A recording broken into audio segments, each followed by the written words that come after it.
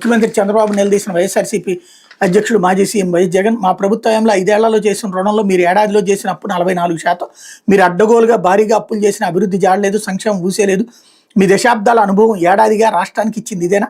CAG MO NCI నివేదికలు గణాంకాలతో TDP కూటమి ప్రభుత్వం ఆర్థిక అసమర్థతను కడిగేస్తూ ఎక్స్లో వైఎస్ జగన్ పోస్ట్ అంటూ ఇందులో దశాబ్దాల రాజకీయ అనుభవంతో పాటు ముఖ్యమంత్రిగా పనిచేసి పాలనపై లోతైన అవగాహన ఉందని మీరు చెప్పుకుంటున్నారు. కానీ ఆ దశాబ్దాల అనుభవం ఈ ఏడాదిగా రాష్ట్రానికి ఏమి ఇచ్చిందంటూ ఎక్స్ వేదికగా సీఎం చంద్రబాబు వైఎస్ఆర్సీపీ అధ్యక్షుడు మాజీ సీఎం వైఎస్ జగన్ సూటిగా ప్రశ్నించారు. తమ ప్రభుత్వం 10 ఏళ్లలో చేసిన రుణంలో కేవలం ఏడాదిలోని టీడీపీ కూటమి సర్కార్ 40% అప్పు చేసిందని దెప్పిపొడిచారు. ఏడాదిగా మీ ప్రభుత్వం అడ్డగోలుగా భారీగా అప్పు చేసిన, సంక్షేమం ఊసేలేదు, అభివృద్ధి జాడలేదు, దశాబ్దాల అనుభవం మీకు నేర్పింది ఇదేనంటూ వ్యంగ్యాస్త్రాలు సంధించారు. మీ ప్రభుత్వ ఆర్థిక అసమర్థతపై కాగ్ ఎంఓపిఐ కేంద్ర గణాంకాల కార్యక్రమాల అమలు మంత్రిత్వ శాఖ నివేదికలు దిగ్భ్రాంతికర వాస్తవాలను బహిర్గతం చేస్తాయని తెలిపారు.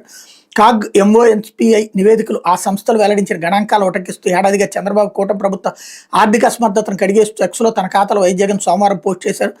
ఆ పోస్టులో ఏమన్నారంటే జీఎస్టీపీలో ద్రవ్యలోటు 4.08% నుంచి ఏడాదిలోనే 5.12% పెరిగింది. జీఎస్టీపీలో రెవెన్యూ లోటు 2.65 నుంచి ఏడాదిలోనే 3.61% చేరింది. కరోనా మహమ్మారి వ్యాప్తి వంటి ప్రతికూల పరిస్థితులు లేనప్పటికీ జీఎస్టీపీలో అప్పుల వాటా 35.64% పెరిగింది. 2024-25లో భారీగా చేసిన అప్పుల్లో కేవలం 23.49% మాత్రం మూలధన వ్యయం కోసం ఖర్చు చేశారు. కానీ మా ప్రభుత్వంలో 33.25% మూలధన వ్యయం చేశారు అంటూ వైఎస్ఆర్సీపీ ప్రభుత్వాల 5 ఏళ్లలో జీఎస్టీపీ ద్రవ్యలోటు, ద్రవ్య సగటు ఇవన్నిటిని కూడా హైలైట్ చేసి చెప్పుకొచ్చారు. అదే సందర్భంలో అవును గత ప్రభుత్వంలోని జీఎస్టీ మెరుపులు అంటూ